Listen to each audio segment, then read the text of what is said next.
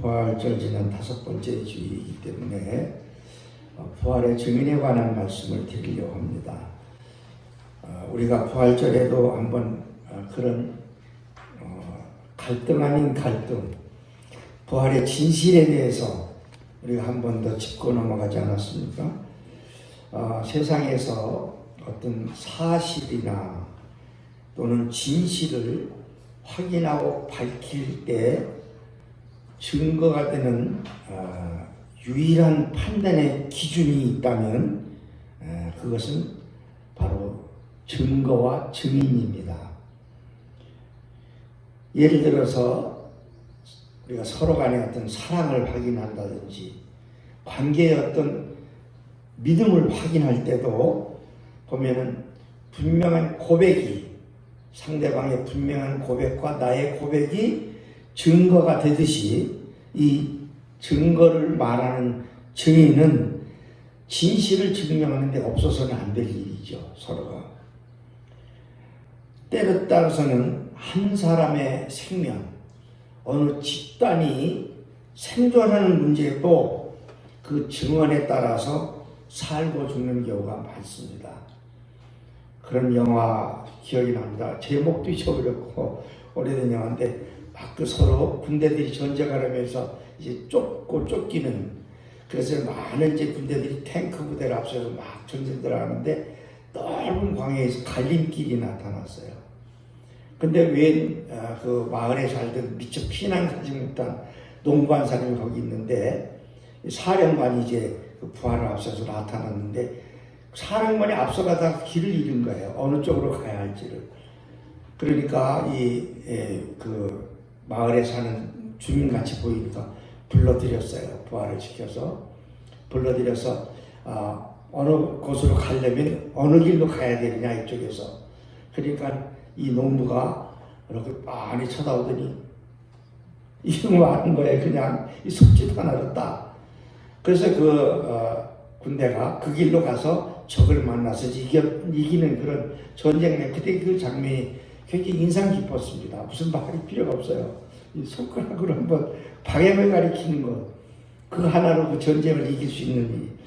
때로는 그 굉장한 재판정에서도 증인이 한번 네 하느냐 아니요 하느냐에 따라서 재판을 이기고 질 수 있고, 한 사람이 죽고 살기도 하고 한 가정이 파괴될 수도 있고 다시 회생될 수도 있는, 어느 큰 기업체 하나가 쓰러질 수도 있고 일어설 수도 있는 것이 예, 아니요 라는 증언 한마디에 달려있을 수도 있습니다.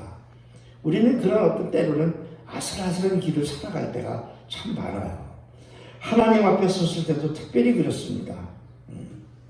우리가 하나님 앞에 뭐라고 내가 답변을 해야 하는지, 어떤 대답을 하는지에 따라서 하나님과 내 사랑이 더 뜨거워질 수도 있고 깨질 수도 있는 이런 엄중한 것이 증인의 입장이죠. 특별히 신명기서 35장 30절에도 보면은 사람을 죽인 모든 자, 또 살인한 자는 증인의 말을 따라서 죽일 것이나 한 증인의 증거만 따라서는 죽이지 말 것이요. 기준이 나와 있어요.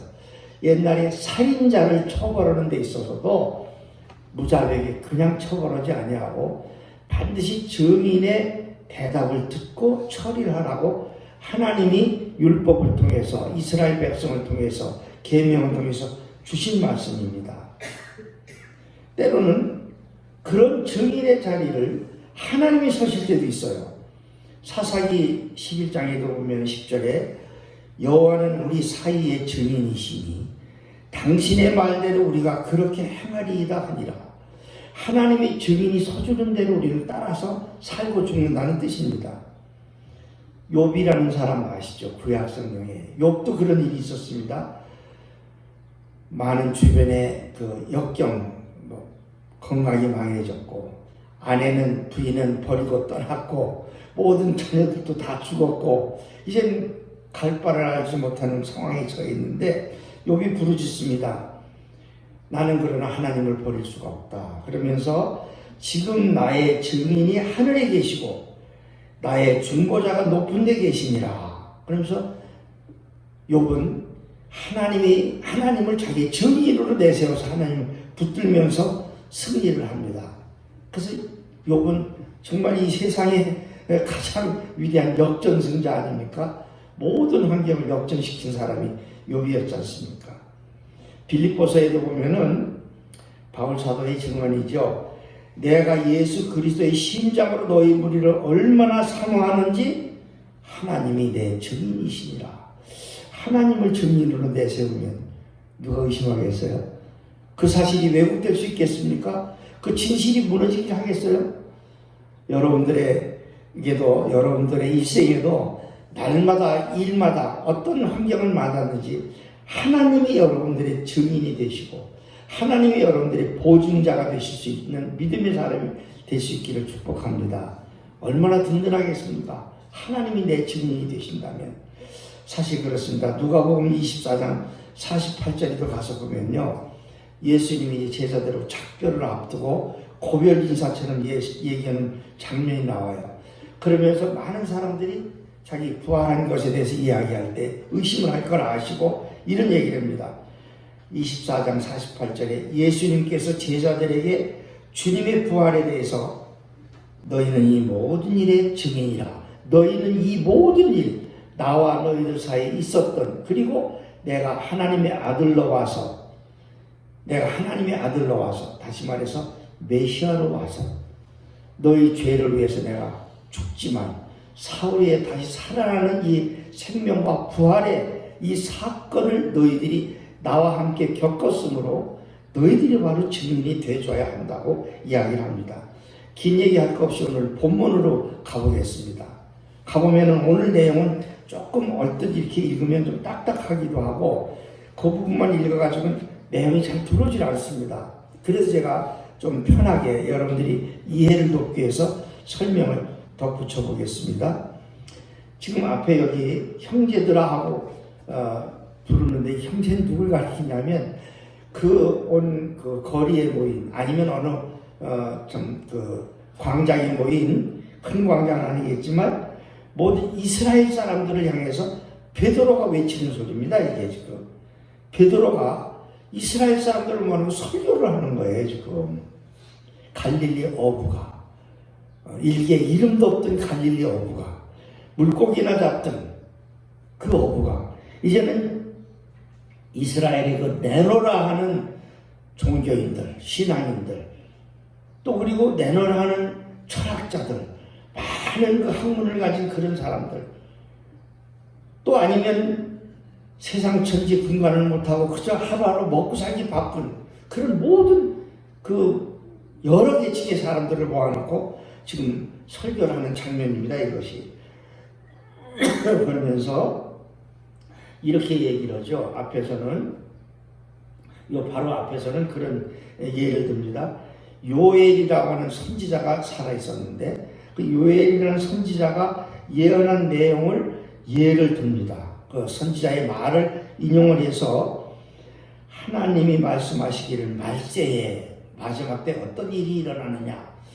요즘 이렇게 그 전염병 사태가 전 세계적으로 계속 수거지지 않고 뭐 뉴스 보면은 유독 그걸만 이렇게 볼 수는 없지만 미국 같은 데서는 하루에 죽어나가는 사망자 수가 뭐 2,000명 막 이렇게 돼요. 얼마 전에 또 러시아 쪽으로 그것이 넘어가서 뭐 1,몇백 명이 하루에 죽는다. 얼마나 이게 생각만 해도 끔찍하지 않습니까? 그런데 이런 증상들을 보면서 항상 어떤 그 학문이 있거나 없거나 그런 얘기들, 말세인가 보다. 마지막 때가 됐나 보다. 이런 얘기를 다들 자기도 모르게 내뱉게 된다고요. 증상을 보면서.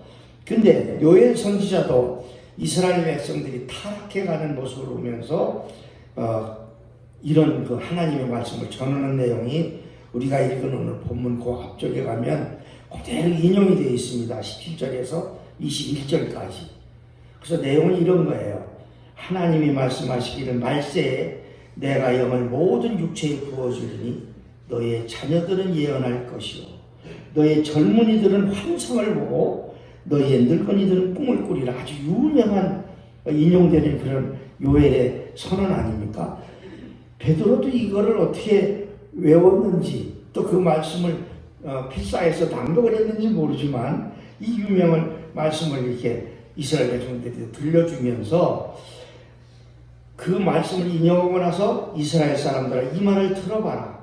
너희도 아는 바와 같이 그 다음에 이스라엘 백성들이 제일 잘하는 다윗을 예를 또 듭니다. 우리가 세종대왕 모르는 사람 없잖아요.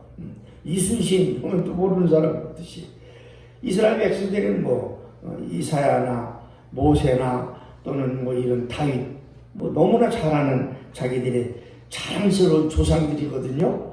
이제 그 다음에는 요엘 얘기가 조금 이렇게 멀다고 느꼈는지는 모르지만 다윗을 예를 들면서 시편에 있는 다윗의 말씀을 이제 예를 듭니다. 다윗을 가리켜서 뭐라고 했느냐? 하나님이 이랬다는 거예요. 너 위에 또 이 나라를 암시적인 것이죠. 메시아가 올 거다. 메시아가 오는데 너는 죽어서 이 땅에 묻히지만 그러나 내가 내게 이 백성이 앞으로 나아갈 생명의 길을 보일 자가 나타난다. 그런 암시적인 말씀을 시편에서 했다는 거죠. 그 말씀 시편 16편 8절을 인용하는 겁니다. 인용해서 이 요엘과 시편의 말씀을 조상들의 전해오는 그 유전적인 말씀을 증거로 들어서 무슨 얘기를 하냐면 오늘 이 본문으로 들어가는 거예요. 자, 형제들아 내가 조상 다윗에 대해서 하면서 다윗의 얘기가 시편에 실린 것을 들어 얘기하면서 메시아를 보내겠다고 한 것이 분명한데 하나님이 그 온 메시아를 너희들이 무지해서 잘 알지 못해서 잡아 죽였다는 거예요. 너희들이 얼마나 이것이 참 두렵고 하나님 앞에 두렵고 스스로도 부끄러운 일인가 하는 것을 이제 깨우치는 거죠. 참 그래서 이 얼뜻 본문이 잘 들어오지 않는다는 건 이스라엘 백성들은 이 말귀를 얼른 알아들었을 겁니다. 예를 들어서 아까 제가 세종대왕을 얼핏 언급하고 이순신을 얼핏 언급을 했지만은 우리 선조호 대왕이라고 있었잖아요. 임진왜란 때 왕입니다. 그때에도 유성룡 같은 대단한 위대한 선비가 있었잖아요. 신하가 있었잖아요. 그리고 율곡이나 또는 이게 이왕 같은 이 되게 그런 아주 위대한 선비들이 얼마나 많이 이 나라에 전쟁 준비를 해야 됩니다. 우리가 잘 아는 대로 일본에 통신사를 보내서 일본을 탐정하고 왔을 때 다들 두고 보고받은 이야기, 이 역사 얘기라면 길어지기 때문에 제가 생략을 하는 거예요. 전쟁의 얘기인데 다 귓가로 들었잖아요. 근데 임진왜란 전쟁이 일어났습니다. 그럼에도 불구하고 그때 상황 판단을 제대로 하지 못하는 왕이나 정치가들, 신하들에 의해서 이 조선의 역사는 굉장한 어려움을 겪고 나서 또 나중에 병자호란을 또 만납니다. 보면은 이번엔 중국 쪽에서 쳐들어오는 거예요. 일본에게 전쟁을 겪고 나서 또 병자호란을 불러들이고 이런 어려움을 겪어나가는데도 사람들은 그것을 제대로 깨닫지 못한 이런 이야기를 역사적으로 제가 만약에 역사학자가 돼서 구수하게 이야기를 섞어가면서 여러분들이 만약에 들려준다면 제가 몇 토막을 이렇게 하고 싶은 마음도 있습니다만은 이 시간에 그걸 얘기를 할 수는 없죠.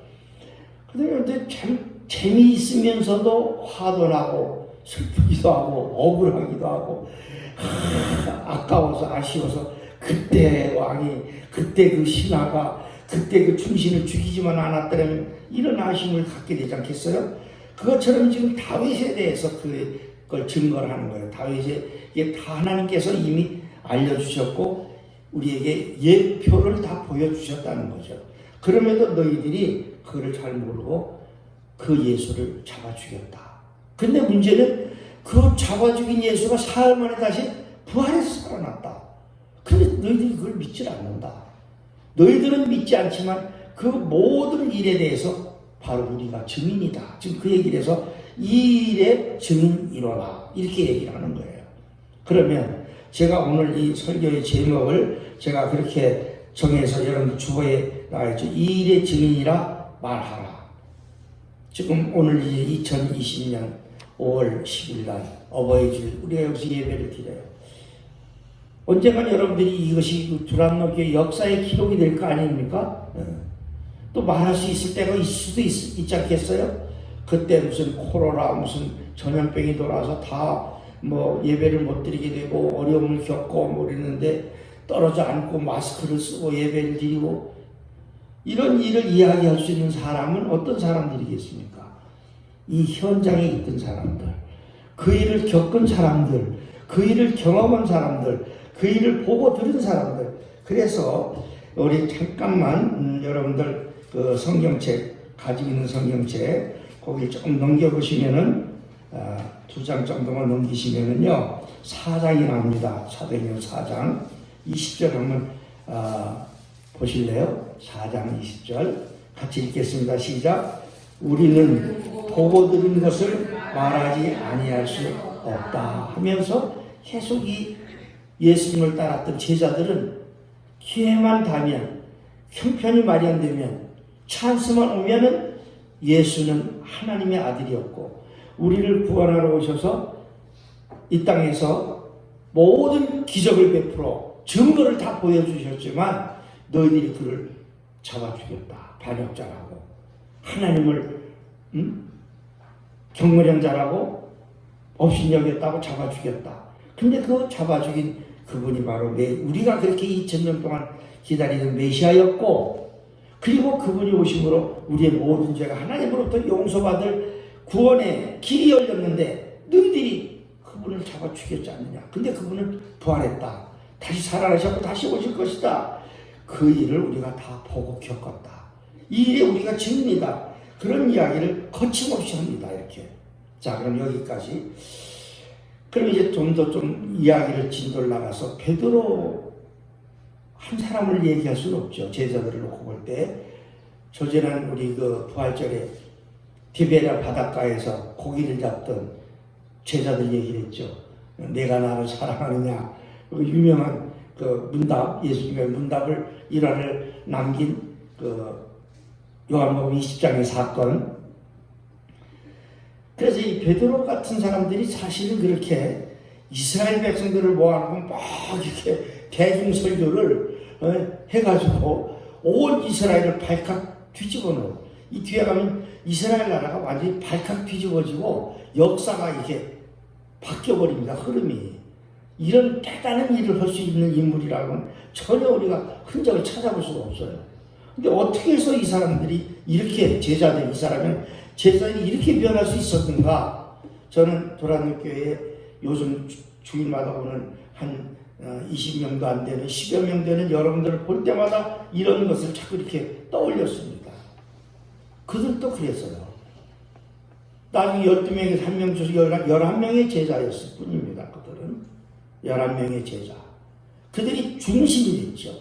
그 중심이 됐고 그들은 다른 무슨 어떤 자기들이 가진 권력이나 사회적인 권력이나 또는 자기들이 가진 재산이나 뭐 어떤 부동산이나 무슨 그 기업이나 이런 것도 아니고 그들이 가진 높은 학력이나 이런 걸 통해서 백성들을 설득하고 어떤 역사적인 증거를 일으켜서 혁명적인 일을 감행한 것은 전혀 흔적이 없습니다.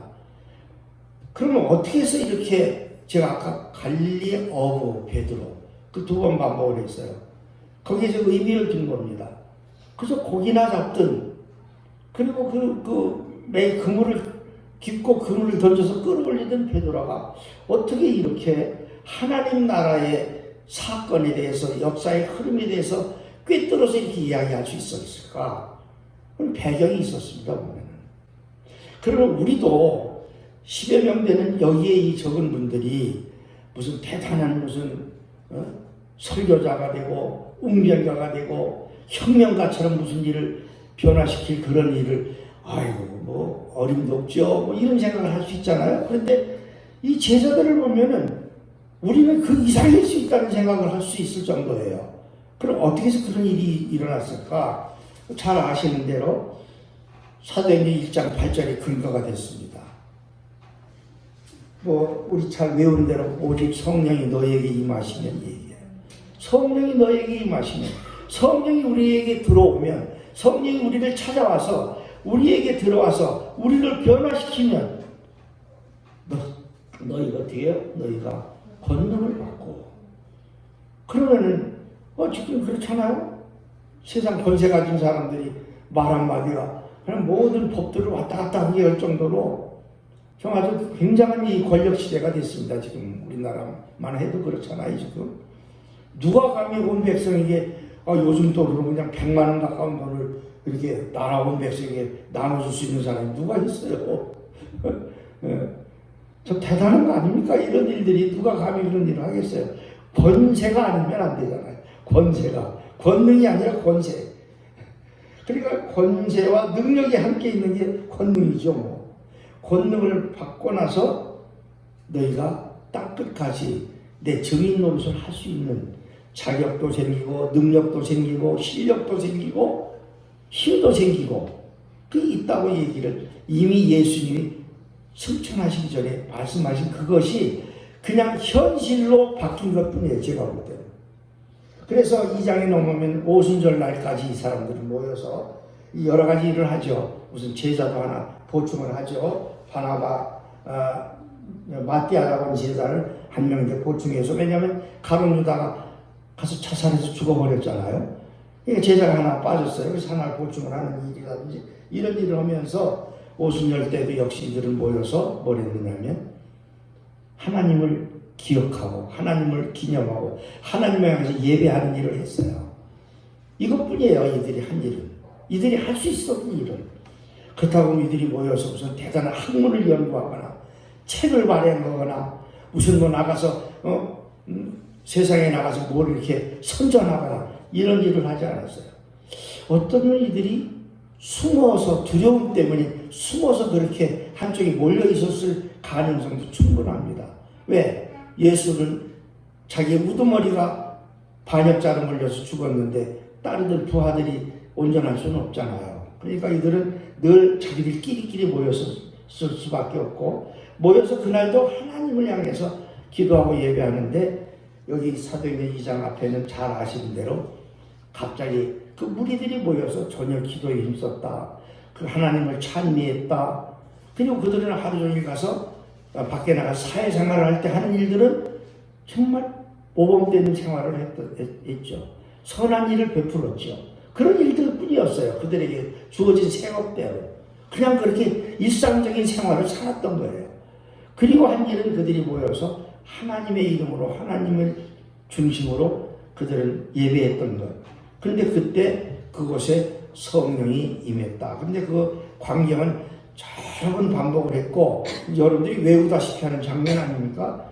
그래서 성령이 임한 곳에 그들이 이제 나중에는 강한 마치 불의 혀처럼 갈라지는 것들이 보였고, 막 불길이 이렇게 솟아오르는 타는 것은 아니죠. 그 다음에 강한 바람 같은 그런 광풍 또는 무슨 굉장한 소리, 이런 것을 경험하면서 이 사람들이 자기들도 모르게 알지 못하는 말, 방언, 그러니까 지방말, 사투리 이런 걸 이제 방언이라고 그러지만 하늘나라에서 쓰는 언어를 자기들이 이제 쓰게 된 거죠. 그러면서 4절은 그들이 성령의 충만함을 받고 그랬습니다. 그래서 요 한 절, 성령 충만이라는 이 한 절은 우리 그리스도인에게 있어서는 가장 그리워하고 가장 갖고 싶고 가장 원하는, 정말 우리가 꼭 가져야 하는 필수품 중에 필수품 아니겠습니까? 이것이 일어난, 성령의 충만을 받은 이 후에 일어난 사건은 나라의 역사가 바뀌었으니까요. 역사가 바뀌었으니까 이들로부터.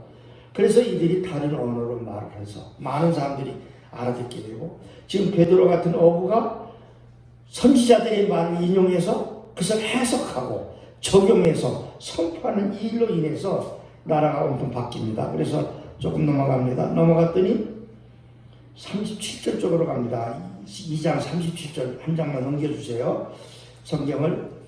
그들이 이 말을 듣고, 무슨 말을 들었어요? 베드로의 설교를 듣고 마음에 찔려 베드로와 다른 사도들에게 물어 이르되 형제들아 우리가 어찌할꼬. 막 그러면 되게 예수님에 관한 영화 같은 거 이렇게 보면 막 이스라엘 사람들 상당히 다혈질적이고 자기들이 감정 표현을 아주 거칠게 하는 그런 사람들이 모습을 많이 보잖아요. 영화 같은 데서도. 아마 서로 어찌할꼬 부르짖었다는 건 아마 막 그냥 가슴을 두드리고 아니면 서로 붙들고 막 뒤엉켜서 서로 엉엉 우는 사람들도 있었을 거라는 짐작을 충분히 할 수 있는 그런 장면이에요. 그런 상상이 충분히 가능한 장면입니다. 야, 이거 어쩌냐 이거. 왜냐면 이 사람들이 바리새인 같은 사람들 이런 사람들은 기도를 해도 조용한 골방에서 하지 않잖아요. 나와서 길거리에서 이게 제일 사람 많이 다니는 사거리, 사거리, 종로내거리 같은데, 광화문 광장 같은 데서 막 소리질러 기도하는 이런 아주 다혈질적인 이런 사람들이 성품을 우리가 여겨볼 때 아마 충분히 장면이 연상이 되잖아요. 막 뒤엉켜서 막 머리를 쥐어뜯거나 막 가슴을 치면서 이또 어떡하느냐. 그냥 무슨 영화 한 편 봤다고 무슨 트로트 7인의 트로트 음악을 들었다고 무슨 영탁이의 무슨 막걸리 한 잔을 들었다고 사람들이 가슴을 치고 막 이러겠어요? 그 베드로의 설교예요. 그 말을 들으게. 그러니까 여기서 무서운 것은 하나님의 말씀이 좌우의 날선 칼 같아서 모든 혼과 뼈와 관절 이걸 다 찔러 쪼개서 치유한다는 히브리서의 말씀을 그냥 우리가 적용할 수 있잖아요. 그러니까 사람 마음속에 들어있는 모든 감정과 사상과 철학과 어떤 이데올로기와 이런 것들이 막 뒤에 굳어져 엉켜있던 것들이 하나님의 말씀을 통해서 다 녹아지고 째지고 풀어지면서 그 자기들의 신앙적, 영적 하나님의 형상이 드러나면서 그 회개가 일어나는 것이죠. 그래서 울고 했을 거예요. 그래 이 증거가 뭐냐면 베드로가 이게 딱 그런 장면을 보고 아마 제일 놀게 베드로가 더 놀랐을 것 같아 내 생각에. 자기가 설교해놓고 자기가 놀랐을 것 같아. 온 이스라엘 사람들이 어느 정도야 몇천 명이에요. 뒤에 내려가면요 41제 그 말을 받은 사람들은 세례를 받음에 기날에 신도의 수가 3천이나 더하더라. 3,000명이 세례를 받았으면 안 받고 꼭 빠지는 사람들 있잖아요. 그 사람들 치면 3천이 아니라 5천, 6천이 7천 만 명이 모였을 수도 있잖아요. 그 많은 군중, 그 대집단이 온통 집단 통곡이 일어나고 회개가 쏟아지는 이 사건이 어떻게 해서 가능하겠냔 말이죠. 베드로가 무슨 마술을 베풀었겠어요. 거기서 무슨 정말 우리나라 대통령처럼 막 100만 원씩 1000만 원씩 준다. 막 1억씩 줄 거야. 이런 소리를 했겠어요. 그냥 하나님의 말씀을 외친 것뿐이에요. 요엘을 얘기하고 이사야를 얘기하고 다윗을 얘기하고 시편을 들어 설교하고 이런 식으로 예수가 죽인 예수가 살아나서 부활했다. 다시 와서 너희들을 심판할 것이다. 이런 내용이었겠죠. 그 예수를 너희가 죽였다는 이런 말씀에 그들이 이런 변화가 일어났다는 겁니다. 그런데 이런 모든 일에 있어서 이 중심 역할을 하는 제자들이 고백을 하나같이 이왕 피었으니까 3장 15절을 또 보겠습니다. 자 시작. 생명의 주를 죽였도다. 그러나 하나님이 죽은 자 가운데서 그를 살리셨으니 우리가 이 일의 증인이라. 이렇게 자꾸 내가 증인이라고 나서면 어떻게 해요? 재판정으로 끌려가고 감옥 갈 것밖에 없어요. 됐으면 은폐하고 숨겨야지. 자꾸 이렇게 까발리면 어떡해. 지금 이런 상황에서 믿음이란, 신앙이란, 영생이란, 구원이란, 성령이란 이렇게 드러내서 빛을 내는 거예요. 생명의 빛을 내는 거예요. 구원의 길로 인도하는 인도자가 되는 거예요. 복음의 증인자가 되는 거예요. 이게 그리스도인의 삶이에요. 오늘 여러분들이 이렇게 예배하는 것이 아마 혹시 상가 아저씨가 그렇게 보지 않을까? 야, 다들 마스크들 하고 교회 오지 말라고 그러는데 이 사람들은 새벽에도 문 열어달라고 그러고 마스크 하고 그러면 와서 뭘 해? 예? 이런 분들이 아직 예수를 잘 모른다면 이 말이 이렇게 질서 있게 논리적으로 아니면 감성적으로 들려오겠습니까? 알아들을 수 있겠어요? 언어가 전혀 다른 언어예요. 내가 한국말을 해도 못 알아듣는 한국말이에요. 근데 여러분들은 이 말에 지금 은혜가 될 수 있기를 바랍니다. 천국 언어니까요. 천국 백성이니까요. 영의 사람들이고 예수 부활의 증인자들이 되어 있으니까요. 여러분들이 이런 삶을 살기 위해서 내가 그의 증인이라고 어느 곳에 가든지 말할 수 있어야 됩니다. 이 증언자들로 인해서 세상이 뒤집어졌습니다. 그리고 그리스도의 부활의 증인자가 됐습니다. 그래서 증인이 되려면 언제든지 항상 우리는 그 현장에 있다는 것이 얼마나 중요한지, 현장에 있다는 말은 경험자가 된다는 말이에요. 경험자. 아까 제가 얘기한 대로 그 재판용에서 물 끼얹은 듯한 그 재판용에 어느 꼬마 하나가 다 재판에 얘야, 내가 분명 보았니? 얘가 네 하느냐 아니 하느냐에 따라서 그 아버지나 어머니가 화합할 수도 있고 이혼할 수도 있을지 몰라요. 아니면 혹시 감옥으로 가게 될지 사형을 당할지도 몰라요. 그 증언자의 한마디가 만약에 거짓 증언을 하면 그 얘기가 또 달랐지만, 그래서 우리가 증언자가 되기 위해서는 늘 현장에 있어야 된다는 거. 그렇게 현장에 있어서 용기를 가지고 증언을 해야 되는데 여기는 뭐가 필요해요? 용기와 능력이 필요하잖아요. 용기와 능력을 우리가 앞에서 본 바에 의하면 성령이 너에게 임하십니다. 성령이 우리에게 들어와요. 그래서 오늘도 내가 아침에 교회에서 또 이제 단장하라고 다 이제 샤워를 하고 이렇게 나오는데, 왜 여기서 갑자기 툭하니 찬송이 튀어나오는 거죠. 이렇게 찬송이 튀어나오는 거죠. 그건 내가 하는 게 아니죠. 나도 의아하죠. 내 스스로도. 그 마음에서 이렇게 뭐가 이렇게 울컥 표현이 되는. 자, 그래서 여러분들 정말 성령을 여러분들이, 그럼 어떻게 하면 내가 성령이 충만하냐, 이게 문제가, 숙제가 그거일 거 아니에요. 여러분들 마음속에 야 얼마나 좋을까. 영적인 여러분들이 시샘을 가져야 됩니다. 영적으로 이런 것을 꼭 욕심을 내셔야 돼요. 그래서 제가 이 말씀과 모든 경험을 통해서 본다면 정말 이 성령은 우리에게 모든 것을 알게 하시고 능력을 주시고 또 용기를 주시고 다 하지만, 이런 일을 위해서 이 집단은 증거가 뭐냐면 늘 함께 모여서 예배했다는 거, 기도했다는 거, 하나님을 찬송했다는 거, 그리고 주의 일이 힘썼다는 것. 그러고 그런 것에 모일 수 있는 열정. 저는 여기에 이렇게 표현되지 않았어요.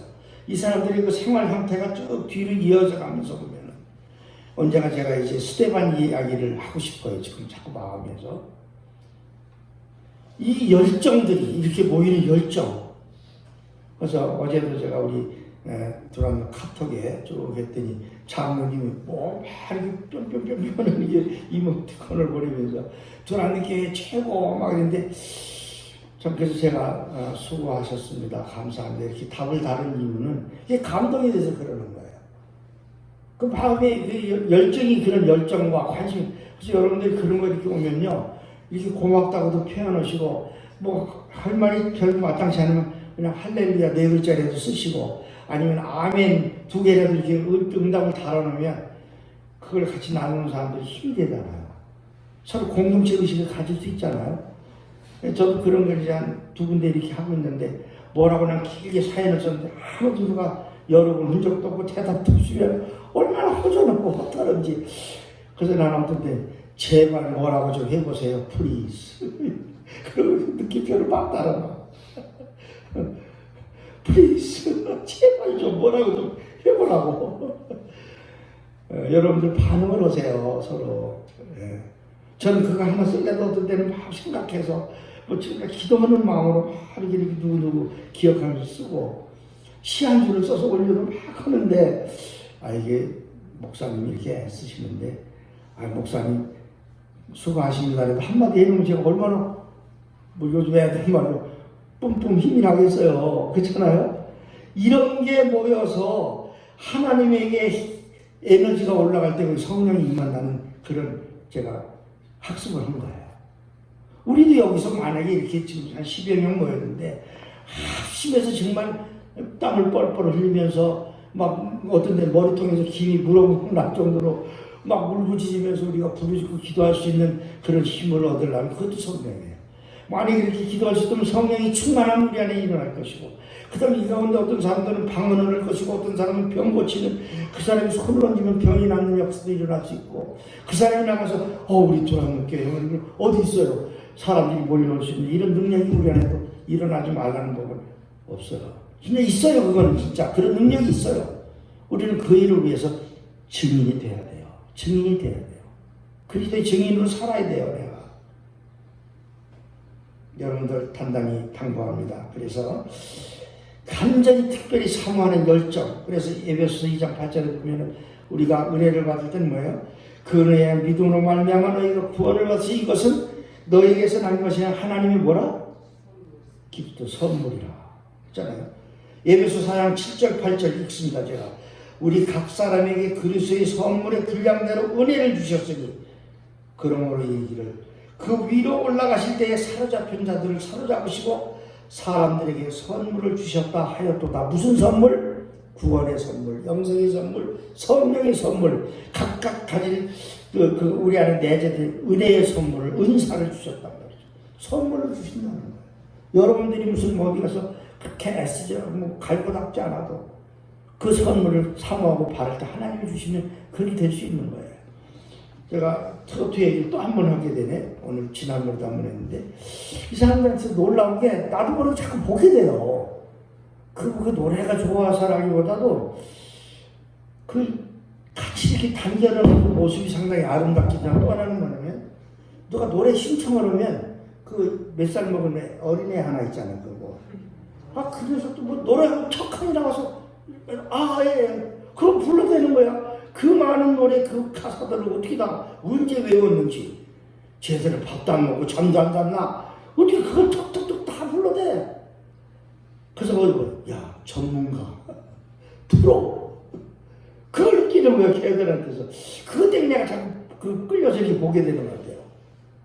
어떻게 그거 수천 곡이 되는 것 같아. 막 그 대중가요 우리나라에 수천 곡을 다 외실 있는 마음도 안 돼. 웬만한 건 말만 하면 그냥 나와. 그들 마이크만 잡으면 노래가 나와. 가사도 나오고. 이게 참. 그래서 내가 지난번에 예수의 흔적을 가졌다. 우리가 건드리면 예수가 나와야 되고, 우리가 건드리면 복음이 터져 나와야 되고, 우리를 건드리면 성령이 발동을 해야 되잖아요. 이게 증인의 삶. 그러니까 우리가 신앙생활을 이렇게 피곤하고 부담스러운 것은 성령이 우리에게 없어서 그래요. 성령 충만의 역사가 있기를 축원합니다.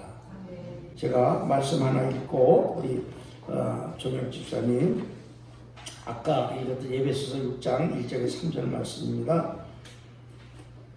제가 읽을게요. 자녀들아 주 안에서 너희 부모에게 순종하라. 이것이 옳으니라. 내 아버지와 어머니를 공경하라. 이것은 약속이 있는 첫 계명이니 이로써 네가 잘되고 땅에서 장수하리라. 이 말씀은 어버이주의이기 때문에 이 말씀을 덧붙이면서 여러분들도 정말 형제들 가운데 가정 안에 정말 내가 효도의 증인으로도 하셔야 돼요. 어떤 목사님이 이런 걸 하나 보내주셨어요. 그래서 이게 아까 핸드폰 소리가 자꾸 난 건데, 자, 여기 읽고 이제 기도하고 마치겠습니다.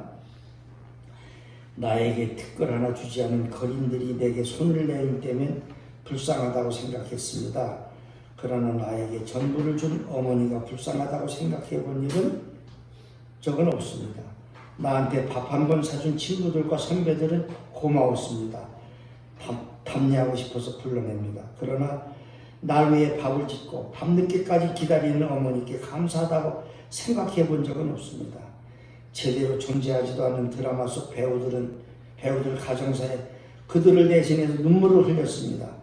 그러나 일상에 지치고 힘든 어머니를 위해 진심으로 눈물을 흘려본 적이 없습니다.